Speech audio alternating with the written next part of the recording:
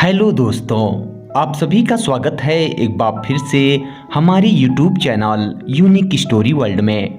दोस्तों, आज के इस वीडियो में हम आपके लिए लेकर आए हैं एक अनोखी कहानी जिसका नाम है सेब वाली राजकुमारी। तो चलिए दोस्तों, आपका ज़्यादा समय ना लेते हुए इस कहानी को शुरू करते हैं। बहुत समय पहले की बात है। सुंदरपुर नामक राज्य में एक बहुत बड़ा जंगल था। उस जंगल के बीचों बीच एक सेब का पेड़ था। उस पेड़ के नीचे एक सैनिक पहरा दिया करता था। एक दिन दो शिकारी राजकुमार शिकार करते हुए उधर से आ निकले। उस जंगल में सेब के पेड़ के नीचे खड़े उस सैनिक को देखकर उन्हें बड़ा अचंभा हुआ। कुछ देर तो वह दूर से खड़े उस सैनिक की ओर देखते रहे, पर वह कुछ समझ न सके। फिर आपस में कुछ सलाह करके वे दोनों आगे बढ़े और उस सैनिक के निकट जाकर पूछा, सैनिक, तुम क्यों इस सेब के पेड़ के नीचे पहरा दे रहे हो? सैनिक यह बात सुनकर हंस पड़ा और फिर कुछ देर बाद बोला, भाई, तुम्हें इन सब बातों से क्या लेना देना? आप सब यहाँ से जाओ और अपना काम धंधा देखो। यह सुनकर शिकारी राजकुमार और भी हैरान हुए और सोचने लगे कि ऐसी क्या बात है जो ये सैनिक बताना नहीं चाहता। उन्होंने फिर आग्रह से पूछा, सैनिक, हम तुम्हारी इस पहरा देने का कारण जाने बिना यहाँ से नहीं जाएंगे। सैनिक बोला, कारण बताने में मुझे कोई आपत्ति नहीं है, पर तुम्हें यह कारण जानकर केवल दुख के सिवाय और कुछ भी प्राप्त नहीं होगा। इसलिए मैं इसका कारण तुम लोगों को बताना नहीं चाहता। बड़ा राजकुमार बोला, हम किसी भी प्रकार के दुख अथवा संकट से घबराते नहीं हैं। हम हर प्रकार के संकट का मुकाबला करेंगे और दुख को भी भोगने के लिए तैयार हैं। यह सुनकर छोटा राजकुमार अपने बड़े भाई से बोला, भैया, चलो घर चलें, न जाने क्या मुसीबत आ जाएगी। यहाँ जंगल में तो हमारा कोई सहायक भी नहीं है। बड़ा भाई बोला, डरने की क्या बात है, हम तो राजपूत हैं। यदि तुम्हें डर लगता है तो तुम शहर से घर लौट जाओ, लेकिन मैं तो ये सारी रात जाने बिना यहाँ से नहीं जाऊँगा। छोटा भाई बोला, ना भाई, मैं तुम्हें यहाँ अकेला छोड़कर नहीं जाऊँगा। यदि मैं अकेला गया तो पिताजी को क्या मुंह दिखाऊंगा, इसलिए जैसा तुम कहो मैं वैसा ही करूँगा। सैनिक बोला, अच्छा, तो तुम लोग ये कारण जाने बगैर नहीं मानोगे, तो ठीक है, जैसी भगवान की इच्छा। उस पत्थर पर बैठ जाओ और ध्यान से सुनो। इतना कहकर वह सैनिक भी वहीं एक पत्थर पर बैठ गया और कुछ देर सोचकर सिर खुजलाते हुए उसने कहना आरंभ किया। वह बोला, इस सेब के पेड़ का तना खोखला है। इसके अंदर जाने पर नीचे एक बड़ा ही सुंदर हीरे जवाहरात से चमकता हुआ एक महल है, जिसमें एक राजकुमारी रहती हैं। उस राजकुमारी के बराबर की सुंदरी इस संसार में और कोई दूसरी नहीं है। वह राजकुमारी महीने में एक बार अपनी सखियों के साथ बाहर इस जंगल में घूमने के लिए निकलती हैं। पूर्णमासी की अर्धरात्रि को यहाँ जंगल में मंगल हो जाता है। बस सवेरा होने से पहले ही राजकुमारी और उसकी मंडली वापस अपने महल में चली जाती है। मैं यहाँ उसी राजकुमारी के महल की रखवाली करता हूँ।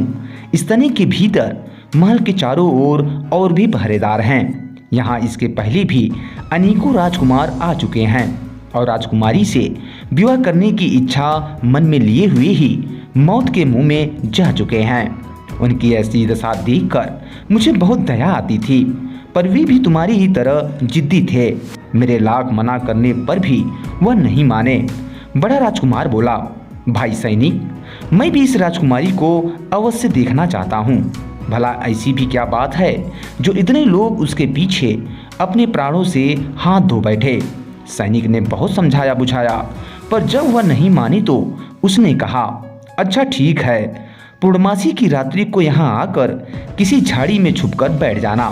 जब अर्धरात्रि को राजकुमारी और उसकी सखियाँ बाहर निकलें तो उसे देख लेना, परंतु एक बात याद रखना, तुम लोगों को बिल्कुल चुपचाप बैठना होगा, क्योंकि यदि जरा से भी आवाज हुई तो तुम लोग अपने प्राणों से भी हाथ धो बैठोगे। सैनिक की बात सुनकर दोनों शिकारी राजकुमार अति प्रसन्न हुए और पूर्णमासी की रात्रि को फिर से वहां आने का वादा करके वहां से अपने घर लौट गए। जैसे तैसे पूर्णमासी की प्रतीक्षा की और समय आने पर अपने पिता की आज्ञा लेकर वे दोनों राजकुमार शिकार को चल दिए। जंगल में पहुंचकर दिन भर विश्राम किया और रात्रि होने पर सेब के पेड़ के निकट एक झाड़ी में जाकर छिप गए। आधी रात होने पर तनी की खोल में थोड़ा प्रकाश दिखाई दिया। फिर एक अत्यंत सुंदर सी राजकुमारी धीरे से बाहर निकली। चारों ओर देखकर वह फिर अंदर चली गई। 5-10 मिनट के बाद 8-10 लड़कियां बाहर निकली। सबकी सब बड़ी सुंदर थी। फिर राजकुमारी धीरे धीरे बाहर आई। राजकुमारी की सुंदरता देख दोनों राजकुमार अपना होश खो बैठे। उन्हें ऐसा प्रतीत हुआ कि जैसे वो एक अद्भुत स्वप्न देख रहे हों।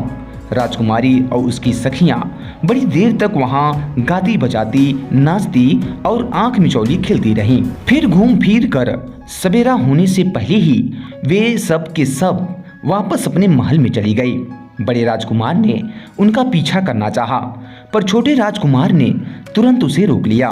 प्रातः सैनिक को देखते ही बड़े राजकुमार ने राजकुमारी के महल में जाने की इच्छा प्रकट की, पर सैनिक ने ना में सिर हिला दिया और कहा कि वहां पहुंचना असंभव है। राजकुमारी के ऊपर किसी ने जादू किया है, इसलिए उसके पास कोई नहीं जा सकता। लेकिन फिर भी यदि कोई वहां जाता है तो वह सीधे मौत के मुंह में जाता है।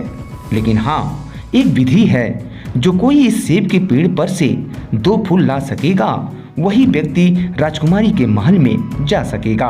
परंतु इसके लिए भी एक शर्त है, और वो शर्त यह है कि इस सेब के पेड़ को छूना मना है और जमीन पर पड़े फूलों को हाथ से उठाने से भी काम नहीं चलेगा। पेड़ पर लगे फूलों को हाथ से तोड़ना भी मना है। अब सोच लो, अगले महीने इस पेड़ पर फूल आएंगे। यह सुनकर दोनों राजकुमार अपने घर चले गए। अगले महीने दोनों राजकुमार शिकार का बहाना बनाकर फिर उसी जंगल में पहुंचे। वे बड़े असमंजस में थे कि बिना हाथ लगाए सेब के पेड़ से फूल कैसे तोड़े जाएं। वे दोनों 3 दिन और 3 रात तक उस फूल को तोड़ने का प्रयत्न करते रहे, पर वो फूल उनके हाथ ना लगे। और फिर अंत में वे दोनों रात को थक कर उसी पेड़ के नीचे बैठकर विचार करने लगे। चौथे दिन बड़ी वेग के साथ हवा चलने लगी, जिससे पेड़ पर से फूल जमीन पर गिरने लगे। यह देखकर बड़ा राजकुमार उठा और उसने 2 फूल जमीन पर गिरने से पहले ही पकड़ लिए। उन फूलों में से एक फूल छोटे राजकुमार के हाथ भी लग गया। उन फूलों को देखकर सैनिक ने बड़े आदर और प्रेम के साथ उन्हें नीचे महल में पहुंचा दिया। और जब राजकुमारी ने उन दोनों राजकुमार को देखा तो वे बड़ी खुश हुई, क्योंकि उन्हें पता चल चुका था कि अब वे श्राप से मुक्त हो चुकी हैं और अब वह कहीं भी कभी भी आ जा सकती हैं। अब चूंकि उन राजकुमारों की वजह से उन्हें श्राप से मुक्ति मिली थी, इसलिए वे राजकुमारी उन राजकुमारों को भी पसंद करने लगी। और उन राजकुमारों को तो वे पहले से ही पसंद थी, इसलिए वहाँ बड़े धूमधाम से बड़े राजकुमार का विवाह सेब की राजकुमारी के साथ हो गया, जबकि छोटे राजकुमार का विवाह राजकुमारी की सबसे प्यारी सखी के साथ हुआ। अब दोनों राजकुमार अपनी अपनी पत्नी के साथ अपने महल में पहुंचे और अपने पिता को प्रणाम कर उनका आशीर्वाद लिया। राजा ने नई बहुओं के आने की खुशी में भव्य उत्सव का आयोजन किया, जिससे पूरी राजधानी में खुशियां मनाई गई। बड़ा राजकुमार तो अपनी पत्नी के साथ राजकाज संभालने लगा, जबकि छोटा राजकुमार अपनी पत्नी के साथ सेब के महल में ही रहने लगा। धन्यवाद दोस्तों।